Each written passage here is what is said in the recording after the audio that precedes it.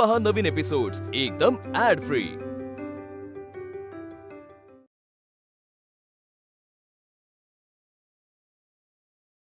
जन्मापासूनच आपण सगळे समान आहोत, परंतु ज्ञान, दान, त्याग, करुणा व मैत्रीनेच मनुष्य महान बनू शकतो। जर आपण सर्वच ईश्वराची लेकरे आहोत तर कोणी श्रेष्ठ आणि कोणी कनिष्ठ कसा असू शकेल? अशिक्षा आणि असमानता आपल्या समाजासाठी अत्यंत मोठा अभिशाप आहे। चल, अरे विचार काय करायला स्मरदा? आज जा आणि वडून बाहेर आण तिला। अरे नाही नाही, त्यांच्या घरी जाऊन मी आपला धर्म भ्रष्ट नाही करणार। अरे तिला फरफटत बाहेर घेऊन ये, तुझं शुद्धीकरण करू आम्ही, अंघोळ घालू तुला। वय वय शुद्ध करू तुला, घेऊन ये तिला बाहेर। अरे घेऊन ये बघ। हे घ्या, मिळाला शुद्धीकरणाचा उपाय। आता या आतमध्ये आणि घेऊन जावा मला फरफटत बाहेर।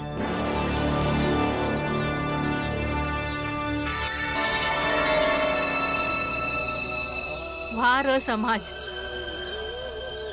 सगळ्या समोर घरामध्ये याल तुम्ही तर ते पाप होईल आणि आंघोळीनं त्याची शुद्धी बी होईल। पण एका बाईवर खोटा आळ घेऊन तिच्यावर असं पाप लावत्यात का ती की कशानच धुतलं बी जात नाही। आणि काही बोललं तर त्या बाईची जात काढत्यात। आपला समाज लई जातीमध्ये वाटलाय बघा, लहान मोठे, बाई माणूस आणि न जाणं अशा कितीतरी वाटण्या।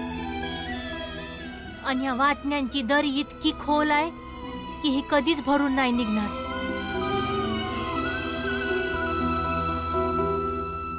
अरे असं उभं राहून तिचं भाषण काय ऐकतोय? अरे खेचून बाहेर घेऊन ये तिला, मग आम्ही बी सांगतो जातीच्या वाटणं काय असतात त्या। पाहिलं एवढं समज होऊन बी कशी पटापटा बोलून राहिली ते। नाही नाही, म्या नाही जाणार, धर्माच्या विरुद्ध नाही जाणार म्या। अरे कसं नाही जाणार? जावत तुला लागलच, तुझ्या घरची खान तुला साफ करावी लागल। तू नाही जाणार तर मग कोण जाईल? अरे नाही नाही, म्या नाही करणार। अरे अरे कुठं चाललास? ए भावा, अरे तू नाही करणार तर मग कोण करणार? हा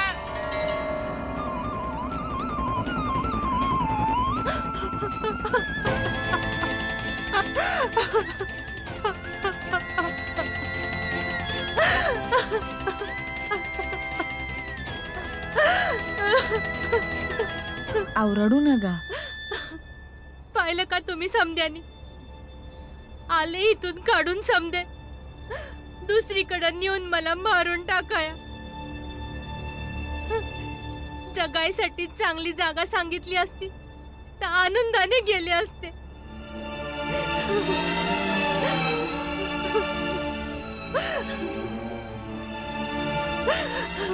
ताई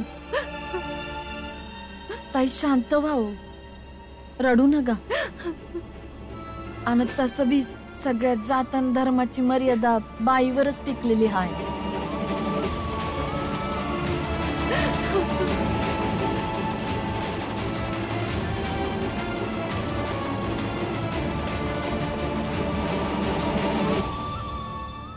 एवढ्या थंडीमध्ये मला बाहेर काढलं, विचार बी नाही केला का ही एकटी बाई राज्याला कुठं जाईल।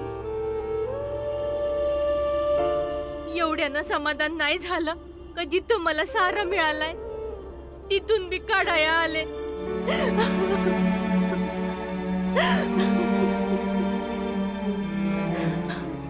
आता दुखी नका होऊ, रडू नका। ताई तुम्हाला जेवढं दिस वाटन ना तेवढं दिस राहा। होय, आणि तुम्ही काळजी करू नका, समजा ठीक होईन बघा। हे तुमचंच घर समजा। समजानी नीट ऐका, आता ही लोक काय गप नाही बसणार, काय ना काय त्रास देत्यालच। बाळा, आनंद, मंजुळा, तुळसा, भीमा, गंगा, आपण समजांनी मिळून काकूची काळजी घ्यायला पाहिजे। होय आई। हे बघ, याच्याशी आम्हाला काय घेणं नाही। आता ही फक्त तुझी घरची गोष्ट नाही राहिली, हा आता पुऱ्या समाजाचा विषय झालाय. अरे आम्ही समजे असताना तुझी बायको त्याच्या घरी राहती, याचा तर अर्थ हाच झाला ना का ते लोक लय सामर्थ्यवान झालेत की ते आपल्या लेकी सुनेला आश्रय देतील. आणि जर का असं झालं ना, मग तू आहे आपल्या जातीवर, आपल्या समाजावर आणि आपल्या पुरुष होण्यावर तुला जावंच लागेल. म्या आता नाही जाणार. अरे तुम्ही बोलला होता म्हणून गेलो ना व. ते छोटस कार्ट भीमराव मंदी येऊन मलाच ज्ञान द्यायला लागला. पुरा खेळ संपून टाकला त्यानं. एवढूसा कार्ट आहे आणि सर्वांना येऊन शिकवायला लागतो. हे बघ हे भावा, तुझ्याकडं 2 दिवसाची येळ आहे. जर परवापर्यंत तू काय केलंस नाही तर तुला तुझ्या पोरा आणि बापा सकट आमच्या जाती बाहेर काढू आणि त्या सकपाळाच्या घराजवळ उभा करू. 2 दिवस आलं ध्यानात? चला.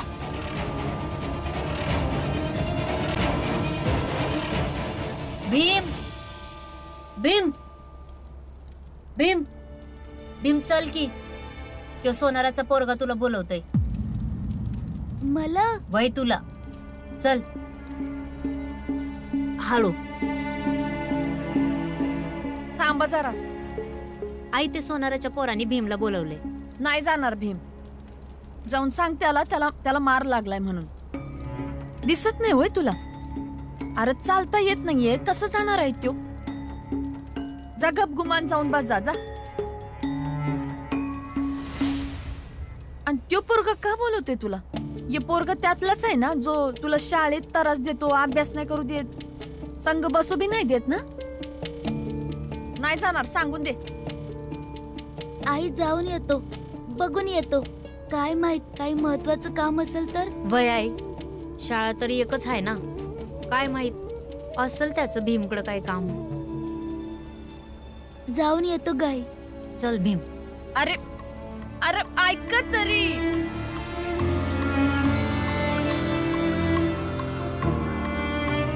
ही चांगली माणसं नाहीयेत भीमा. गंगा जरा भाकरीकडे लक्ष ठेव, मी आलेच. हळू चल भीम.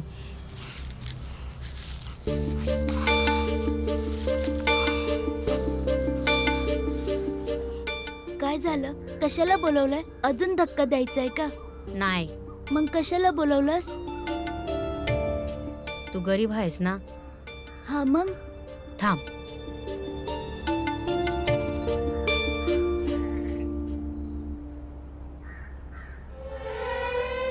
ह्यो कोट घाल, लई महाग आहे.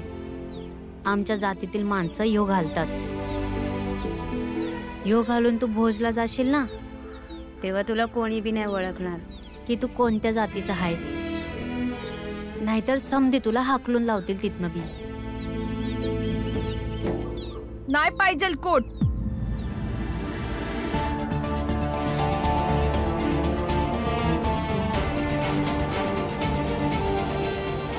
नाही पाहिजे कोट.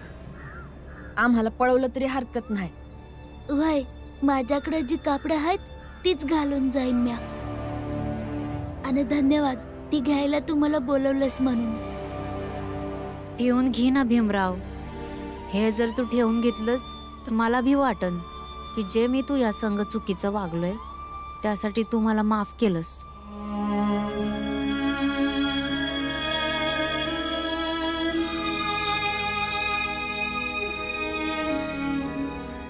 वय वय ठीक आहे. तसं बी भीमा कोणाला माफ केल्या बिगर राहत नाही. पर कोट नको. पुन्हाच ठाऊक दे तू परत भीमाला चोर म्हणशील. जर चोरच ठरवायचं असतं तर वर्गात त्याच्या पिशवीत माझी वही टाकून ठरवता आलं असतं. ते तर माझ्यासाठी सोपं असतं ना. घे ना भीमराव. म्या मनापासून म्हणतोय. म्या घेणार नाही. तू घालून देत असशील तर घेईन. भीमा आई एवढ्या प्रेमानं देतोय आणि तूच म्हणतीस ना कोणी काही प्रेमाने दिलं तर कधी नाही नाही म्हणायचं. घाल तू. कोट घालाय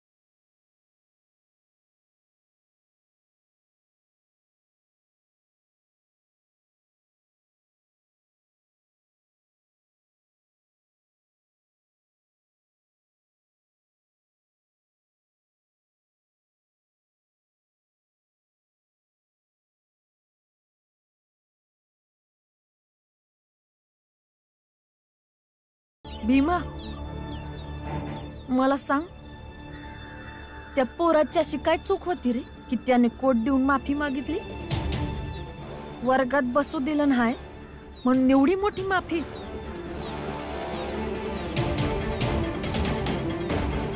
तू आमच्यापासून काही लपवत नाहीस ना? म्या लपवीत होतो, पर आता नाही लपवणार. बोल. त्यानंच मला धक्का दिला होता.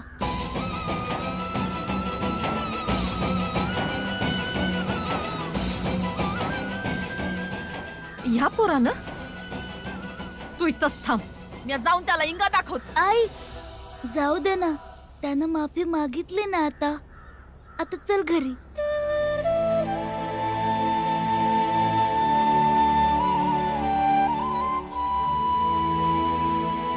हा कोट देण्याचा काय अर्थ आहे? तुला मैत्री करायची आहे का?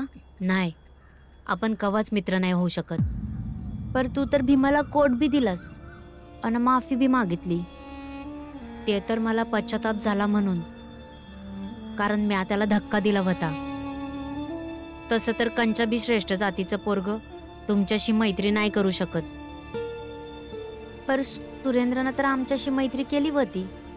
तो बी श्रेष्ठ जातीचा होता. नाही, मी त्या पोरासारखा धीट पोरगा नाही आहे की मी माझ्या बापाचं फटकं खाऊन तुमच्या संग राहू शकन. आपली मैत्री होणं शक्यच नाही. भीमरावला धक्का दिला, म्या चूक केली होती, म्हणूनच तर कोट देऊन पश्चाताप केलाय. आपली इच्छा असून बी आपण कवाच मित्र होऊ नाही शकत. बाबांसारखी माणसं, सुरेंद्रच्या बाबांसारखी माणसं कवाच तुमची आणि आमची मैत्री नाही होऊ देणार.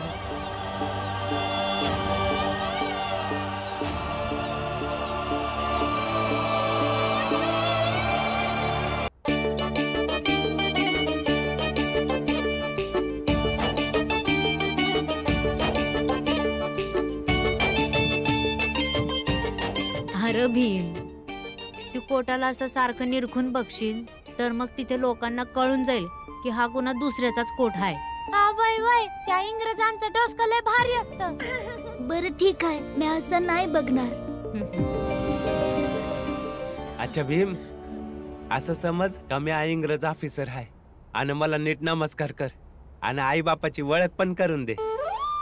यो बाळा, ह्याला धड मराठी तर बोलता येत नाही आणि मोठा इंग्रज ऑफिसर बनणार आहेस. आणि कंची इंग्रज ऑफिसर असे बसतात र.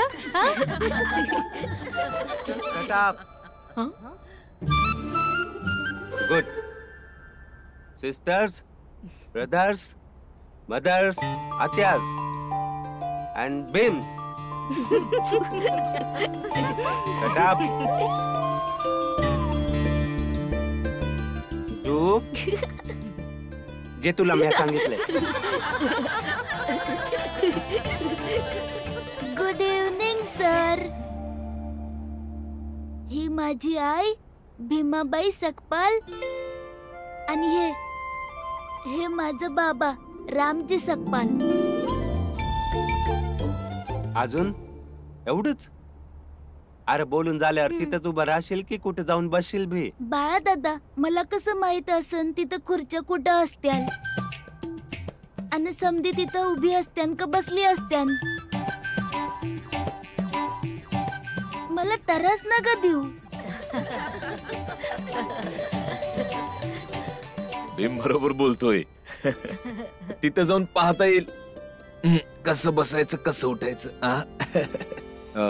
भीमाबाई, हे कापड तुझ्यासाठी, माझ्यासाठी आणि भीमासाठी घेऊन आलोय.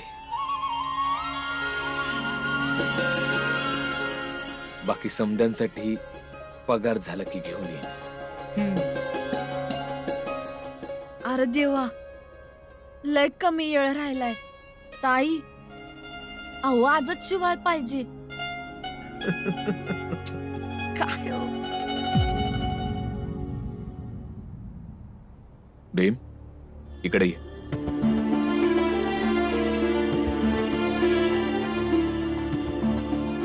ह्यो कोट. अहो बाबा, त्यो सोनाराचं पोरग आहे ना, त्यानं भीमला त्याचा कोट दिलाय आणि सांगितलंय की ह्योच कोट घालून जा. चांगलाय, पर तू घेतलं कसं? त्याला तर तू आवडत बी नाहीस आणि सारखा तो तुझ्यावर भांडत असतो.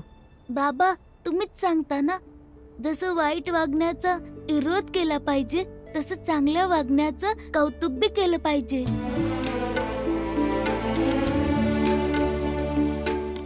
बाबा तो लय प्रेमाने हा कोट देत होता. मी त्याला नाही बी बोललो, पण तो लयच आग्रह धरीत होता. मग मी नाही नाही म्हणू शकलो.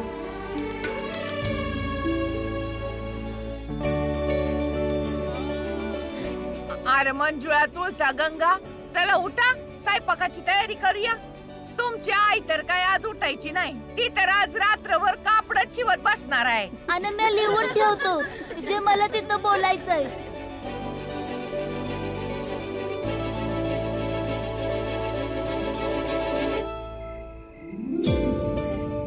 अहो ताई, तुम्हाला शिवता बी येतं?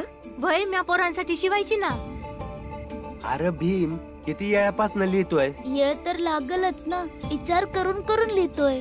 त्याला येऊ दे, तू चल माझ्या संग. तू अभ्यास कर बाळा. जेवण बनलं का? वय भाऊ वाढायलाच घेतोय. बाबा बाबा ऐका ना, तुम्ही तर सुभेदार होता ना, मग तुमच्या समोर अशी लई भोज झाली असत्या ना? हा व्हायची ना, अशी मोठी मोठी भोज व्हायची बघा. तिथं काय काय असायचं? मोठी मोठी माणसं यायची, चांगलं जेवण असायचं. आण काय? अरे जेवण तयार आहे, चला समदे. चल चल. ताई तुम्ही बी जेवून घ्या. आणि तुम्ही? मी आई हे संपून येते. ठीक आहे.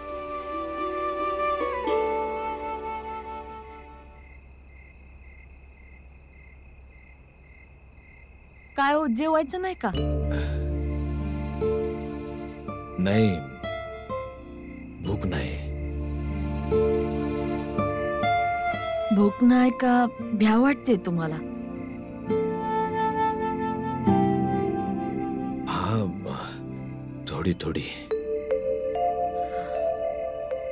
मला बी थोडी थोडी. खर तर जास्तच.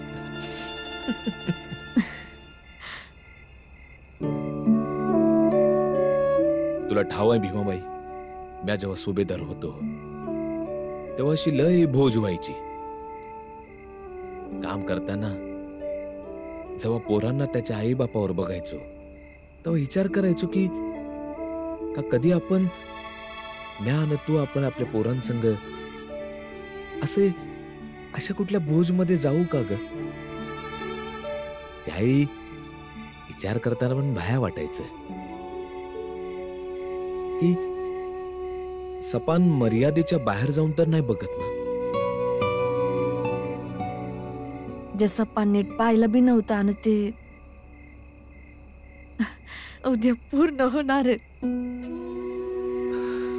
होय. अहो पर खरं सांगू, थोडी नाही, मला तर लईच जास्त भ्या वाटते. म्हणजे बघा ना, तिकडं मोठी मोठी इंग्रज साहेब असतील वय ना.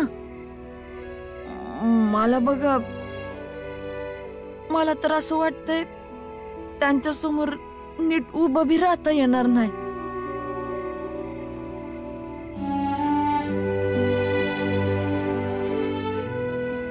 उभी राहा. उभी राहा. विचार काय करती? उभी राहा.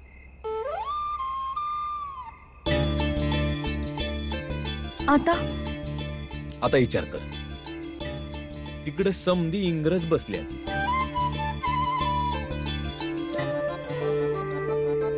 आणि आपल्याला आपल्या पोरांसंग त्याच्या जवळ जायचंय.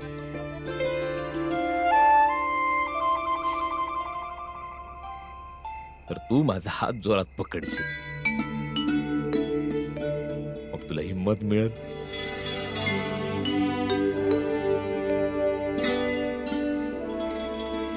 आणि मग अशा गर्वानं चाल की आपण भीमाचे आई बाबा आहोत. चालायचं.